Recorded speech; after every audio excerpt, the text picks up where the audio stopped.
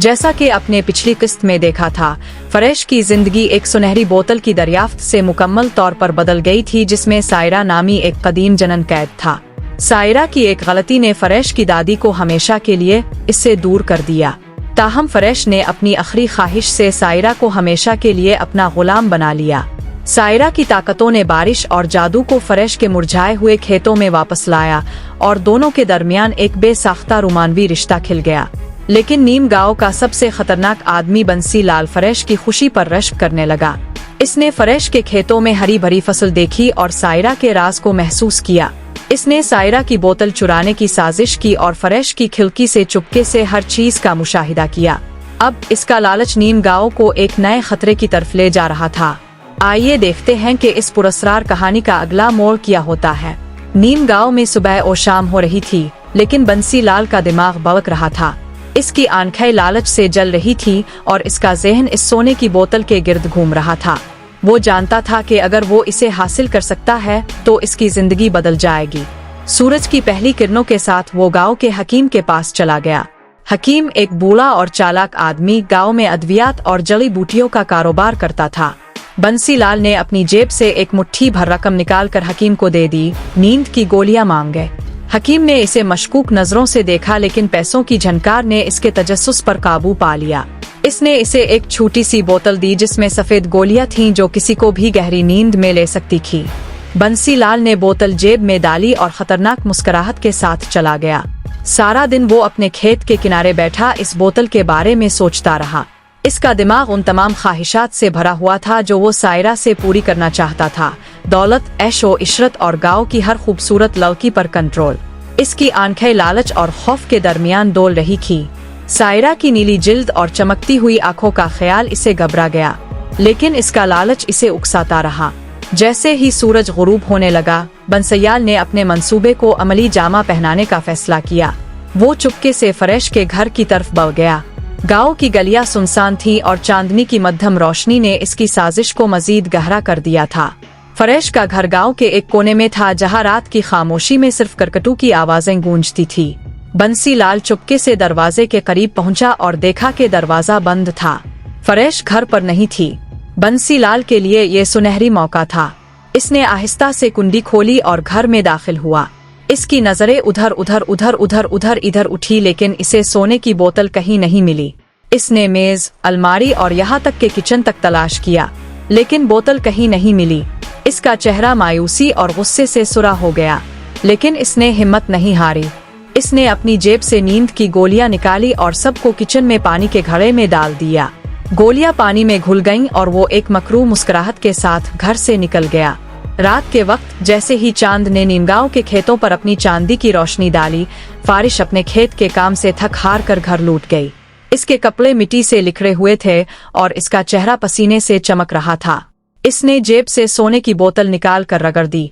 हुआ में तैरता हुआ धुंधला धुआं सायरा की शक्ल में तब्दील हो गया। सायरा का चेहरा इस रात और भी पुरस्कार लग रहा था। चांदनी में इसकी नीली जल्द चमक रही थी और इसकी नजरें फारिश के चेहरे पर जिमी हुई थी। फारिश ने मुस्कुरा कर कहा कि इसे भूख लगी है। सायरा ने उंगलियां फेरी और मेज पर लजीज खाना नमूदार हुआ। गर्म रोटियों, दाल और मिठाइयों की महक कमरे में भर गई। वो दोनों मेज पर बैठ गए। फरेश ने पानी का गिलास उठाया और एक ही घूंट में पी लिया। सायरा ने भी कुछ खाना लिया, मगर इसकी नजरें फरेश पर जिमी हुई थी। वो दोनों हंसे और बातें की। खाना खाया और कमरा एक अजीब सी गर्मी से भर गया। फरेश ने सायरा से पूछा कि क्या वो कभी आजाद होना चाहेगी। सायरा की आंखों में लम्हा भर के लिए उदासी छा गई, लेकिन इसने मुस्कुराते हुए कहा कि वो अब फरेश से खुश है। वो बातें करते करते फरेश को नींद आने लगी। इसकी आंखें बोझल हो गईं और वो मेज पर सर रख कर सो गया। सायरा ने इसकी तरफ देखा और धीरे से मुस्कुरा दी। वो धुंध में तब्दील होकर बोतल में गायब हो गई। बाहर खिड़की के पास छुपे बंसी लाल ने सब कुछ देखा। इसकी आंखें लालच और खौफ से चमक रही थी। जब इसने देखा कि फरेश गहरी नींद में है और सायरा बोतल में वापस चली गई है, तो इसने मौका गनीमत जाना। वो चुपके से घर में घुस गया। इसने फरेश को हिलाने की कोशिश की, लेकिन फरेश किसी मुर्दा जिस्म की तरह गहरी नींद सो रही थी। बंसी लाल की हिम्मत बढ़ गई। इसने मेज पर रखी सुनहरी बोतल उठाई। इसकी उंगलियां बोतल की ठंडी सतह पर कांप रही थी। इसने बोतल को रगड़ा और हवा में तैरती हुई धुंध सायरा की शक्ल में तब्दील हो गई। बंसीलाल की हिम्मत बढ़ गई। उसने मेज पर रखी सुनहरी बोतल उठा ली। उसकी उंगलियां बोतल की ठंडी सतह पर कांप रही थीं। उसने बोतल को रगड़ा और धुंध हवा में तैरता हुआ सायरा की आकृति में बदल गया। सायरा ने जैसे ही बंसीलाल को देखा, उसकी आंखें गुस्से से लाल हो गईं। उसने फरिश को जगाने की कोशिश की, लेकिन वह हिल भी नहीं रहा था। बंसीलाल ने एक खौफनाक हंसी के साथ कहा कि अब सायरा उसकी गुलाम है और उसे उसकी हर बात माननी होगी। उसने हुक्म दिया कि सायरा फरिश को जान से मार दे। सायरा का चेहरा गुस्से से थर्रा उठा। उसकी नीली त्वचा आग की तरह दहक रही थी और उसकी आंखों में बिजलियां चमक रही थी। उसने एक जोरदार तमाचा बंसीलाल के चेहरे पर मारा और वह उछलकर घर के बाहर कीचड़ में जा गिरा। सायरा हवा में तैरती हुई बाहर आई। उसकी आवाज गूंज रही थी जैसे कोई तूफान आ रहा हो। बंसीलाल डर से कांप रहा था। उसे अब समझ आ गया था कि सायरा कोई साधारण चुड़ैल नहीं, बल्कि एक ऐसी शक्ति थी जो उसे पल में नेस्त नाबूद कर सकती थी। दरअसल फरिश की तीसरी इच्छा ने सायरा को हमेशा के लिए उसका गुलाम बना दिया था। बोतल अब सिर्फ सायरा का घर थी, लेकिन उसकी वफादारी केवल फरिश के प्रति थी। चाहे कोई भी बोतल को रगड़े, सायरा अब सिर्फ फरिश की बात मानती थी। बंसीलाल यह बात नहीं जानता था और उसकी यह गलती उसे भारी पड़ने वाली थी। वह डर के मारे चीखता हुआ भागा और इतनी तेजी से भागा कि उसने पीछे मुड़कर नहीं देखा। सायरा ने उसका पीछा नहीं किया। वह वापस घर लौटी और फरिश को देखा, जो अभी भी गहरी नींद में था। सायरा ने फरिश को बिस्तर पर लिटाया। उसकी नजरें फरिश के मासूम चेहरे पर टिकी थीं। उसने पानी का गिलास उठाया और सूंघा। उसमें नींद की गोलियों की अजीब सी गंध थी। सायरा समझ गई कि बंसीलाल ने फरिश को बेहोश करने की साजिश रची थी। वह अपनी शक्तियों से फरिश को तुरंत जगा सकती थी, लेकिन उसे फरिश का सोता हुआ चेहरा इतना प्यारा लग रहा था कि उसने उसे सोने दिया। वह धीरे से फरिश के बिस्तर पर लेट गई। उसकी आंखें फरिश के चेहरे पर टिकी थीं। चांद की रोशनी कमरे में छन कर आ रही थी और सायरा की नीली त्वचा उस रोशनी में और चमक रही थी। उसका दिल तेजी से धड़क रहा था। वह हजारों सालों से बोतल में कैद थी, लेकिन पहली बार उसे किसी के प्रति इतना गहरा लगाव महसूस हो रहा था। फरिश की मासूमियत, उसकी हंसी और उसका भरोसा सायरा के दिल को छू गया था। वह धीरे से फरिश के करीब आई। उसकी उंगलियां फरिश के गालों पर फिरी। उसने फरिश के माथे पर एक हल्का सा चुंबन दिया और फिर उसका दिल जोर से धड़कने लगा। वह और करीब आई और अपने होंठ फरिश के होंठों पर रख दिए। यह चुंबन इतना गहरा और भावुक था कि सायरा की आंखें बंद हो गईं। उसकी नीली त्वचा गर्म हो रही थी और उसका दिल फरिश के लिए और तेजी से धड़क रहा था। सायरा ने फरिश के सीने पर अपना सिर रखा और उसकी सांसें फरिश की सांसों के साथ मिल रही थीं। वह फरिश के बालों में उंगलियां फिराने लगी और धीरे धीरे उसका रेशमी लिबास फरिश के शरीर को छूने लगा। उसने फरिश की बाहों को अपने हाथों में लिया और उसकी गर्मी को महसूस किया। यह पल सायरा के लिए अनमोल था। वह जानती थी कि फरिश अभी नींद में है, लेकिन उसका दिल फरिश के लिए उमड़ रहा था। उसने फरिश को एक बार फिर से गले लगाया और उसकी आंखों में प्यार की चमक थी। आखिरकार वह धुंध में बदलकर बोतल में समा गई, लेकिन उसका दिल फरिश के पास ही रह गया। उधर रात के अंधेरे में बंसीलाल अपनी जान बचाकर भागा था। वह सीधे अपने खास तांत्रिक के पास पहुंचा, जिसे वह अपना गुरु मानता था। तांत्रिक एक डरावना शख्स था जिसके बारे में गांव में तरह तरह की कहानियां थीं। उसकी आंखें काली और गहरी थीं और उसका चेहरा ऐसा था जैसे वह हमेशा किसी रहस्य में डूबा हो। बंसीलाल ने उसे सारी बात बताई, फरिश की बोतल, सायरा की नीली त्वचा और उसकी जादुई शक्तियां। उसने बताया कि कैसे उसने बोतल चुराने की कोशिश की, लेकिन सायरा ने उसे तमाचा मारा और वह जान बचाकर भागा। तांत्रिक ने गहरी सांस ली और अपनी काली किताब खोली। उसने बताया कि सायरा कोई साधारण चुड़ैल नहीं, बल्कि एक प्राचीन जिन्न है। उसने बंसीलाल को एक पुरानी कहानी सुनाई जो 8 साल पहले हरित वल्ली गांव में घटी थी। वहां एक 80 साल के बूढ़े बिलाल को भी ऐसी ही एक बोतल मिली थी जिसमें एक जिन्न था। बिलाल ने उस जिन्न की शक्तियों का गलत इस्तेमाल किया और गांव की कई लड़कियों के साथ गलत हरकतें की। जब पुलिस ने उसे पकड़ने की कोशिश की तो उसने आत्महत्या कर ली, लेकिन उसकी बोतल का कोई अता पता नहीं चला। तांत्रिक की आंखें चमक उठी।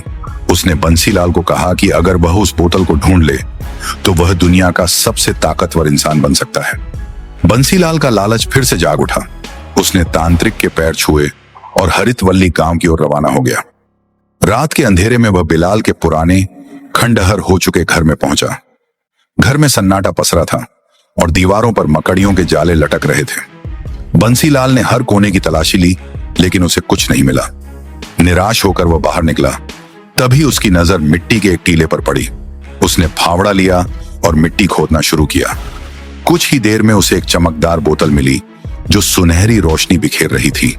बंसीलाल की आंखें लालच से चमक उठी। वह जोर जोर से हंसने लगा, जैसे उसने दुनिया जीत ली हो। बंसीलाल ने बोतल को रगड़ा और एक विशाल जिन्न बाहर निकला। उसका शरीर धुंध की तरह था और उसकी आवाज ऐसी थी जैसे पहाड़ खिसक रहे हों। जिन्न ने कहा कि वह बंसीलाल की 3 इच्छाएं पूरी कर सकता है। बंसीलाल का दिमाग लालच से भरा था। उसने तुरंत अपनी पहली इच्छा मांगी, गांव की सारी खूबसूरत लड़कियां उसके प्यार में पागल हो जाएं। जिन्न ने अपनी उंगलियां चटकाई और धुंध में गायब हो गया। बंसीलाल ने इंतजार किया, लेकिन कुछ नहीं हुआ। उसे लगा कि जिन्न ने उसे ठग लिया है। वह गुस्से में बोतल को फिर से रगड़ने वाला था। तभी दरवाजे पर किसी ने खटखटाया। बंसीलाल ने दरवाजा खोला और उसकी आंखें फटी रह गईं। 4 खूबसूरत लड़कियां रात के अंधेरे में उसके सामने खड़ी थीं। उनकी आंखों में एक अजीब सी चमक थी, जैसे वे किसी जादू के वश में हों। वे बिना कुछ कहे घर में दाखिल हुईं और दरवाजा बंद कर लिया। एक लड़की ने बंसीलाल का हाथ पकड़ा, दूसरी ने उसकी कमीज उतार दी, तीसरी ने उसके गालों को सहलाया और चौथी ने उसे अपने होंठों से चूम लिया। बंसीलाल का दिमाग चक्कर खाने लगा। लड़कियों ने उसे बिस्तर पर लिटा दिया और रात का अंधेरा उनकी हरकतों से और गहरा हो गया। एक लड़की ने उसके सीने पर अपनी उंगलियां फिराई, दूसरी ने उसके कंधों को सहलाया और तीसरी ने उसके गले को चूमा। चौथी लड़की ने उसके शरीर को अपने शरीर से ढक लिया और कमरे में एक उन्माद भरा माहौल बन गया। बंसीलाल इस सुख में डूब गया और उसका लालच और बढ़ गया। सुबह होने पर चारों लड़कियां गायब हो गईं, जैसे कुछ हुआ ही ना हो। उन्हें कुछ याद नहीं था और बंसीलाल यह देखकर और पागल हो गया। उसका मन अब और खतरनाक हो गया था। उसने ठान लिया कि वह फरिश को मार डालेगा और सायरा को अपनी गुलाम बनाएगा। अगली सुबह जब फरिश की नींद खुली, उसका सिर भारी था। उसने अपने चारों ओर देखा। घर का सामान बिखरा हुआ था और मेज पर पानी का गिलास उलट गया था।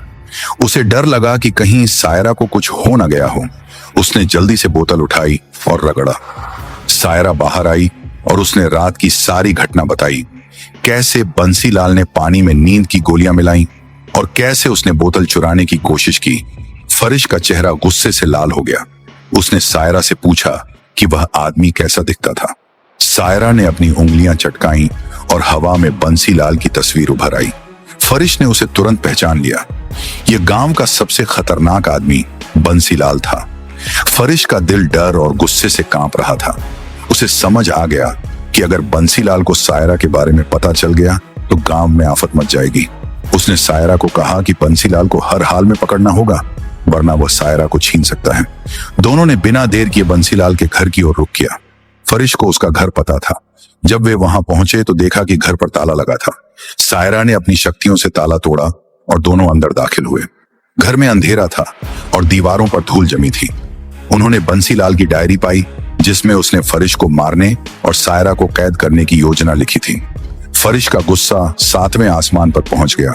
उसने ठान लिया कि वह बंसीलाल को ढूंढ निकालेगा और अगर जरूरत पड़ी तो सायरा की शक्तियों से उसे सबक सिखाएगा। बंसीलाल अब एक नई बोतल और एक नए जिन्न के साथ और खतरनाक हो गया था। उसका अगला निशाना फरिश को मारना और सायरा को अपनी गुलाम बनाना था। लेकिन फरिश और सायरा भी अब बंसीलाल की साजिश से वाकिफ हो चुके थे। क्या बंसीलाल अपनी नई शक्ति से सायरा को कैद कर पाएगा? क्या फरिश सायरा को हमेशा के लिए खो देगा? जानने के लिए इंतजार कीजिए पार्ट 4 का। अगर आपको हमारी मेहनत और यह वीडियो पसंद आई तो एक लाइक जरूर करें। ऐसी और बढ़िया बढ़िया वीडियो देखने के लिए हमारे चैनल को करें सब्सक्राइब और कमेंट में बताइए आपको वीडियो कैसी लगी।